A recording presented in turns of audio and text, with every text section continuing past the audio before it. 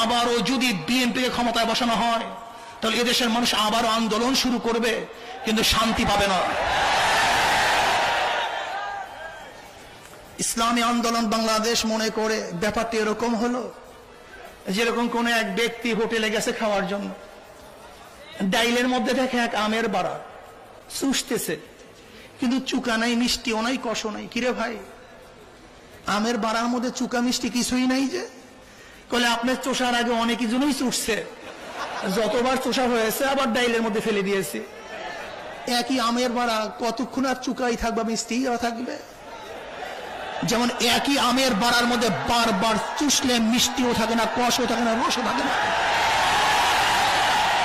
1991 থেকে 96 পর্যন্ত বিএনপিকে দেখেছি, 96 থেকে 2001 পর্যন্ত আওয়ামী লীগকে দেখেছি, 2001 থেকে 6 পর্যন্ত আওয়ামী লীগকে আমরা বিএনপিকে দেখেছি, আবার আওয়ামী লীগকে দেখেছি, আবার যদি বিএনপিকে দেখি, এই বিএনপির মধ্যে আওয়ামী লীগের মধ্যে চুকা নাই, রস নাই, মিষ্টি নাই, কষ নাই।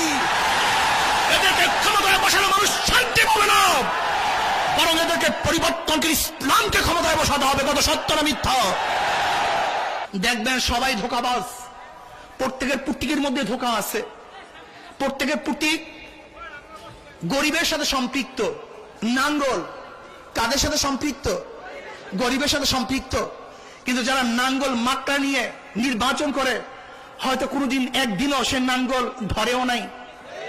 ধানের শীষ গরিবের সাথে সম্পৃক্ত। যারা ধানের শীষ নিয়ে নির্বাচন করে, হয়তো জিন্দিগিতে একদিনও ধান কাটে নাই। নৌকা গরিবের সাথে সম্পৃক্ত। যারা মার্কা নৌকা নিয়ে নির্বাচন করে, হয়তো কোনোদিনই নৌকায় চড়েও নাই, বায়েও নাই। কাস্তে নাস্তিক এবং কমিউনিস্টের যে সমস্ত প্রতীকগুলি আছে, গরুর গাড়ি মাকড়া, হাতুড়ি মাকড়া, কুড়াল মাকড়া, এগুলি সব গরিব দেশে সম্পৃক্ত। তারা হয়তো বা কোনোদিন হাতুড়ি দিয়ে একদিন ইট ভাঙ্গে নাই, অর্থাৎ তাদের কথার সাথে মার্কার সাথে কোনো মিল নাই। কি কথা ঠিক না?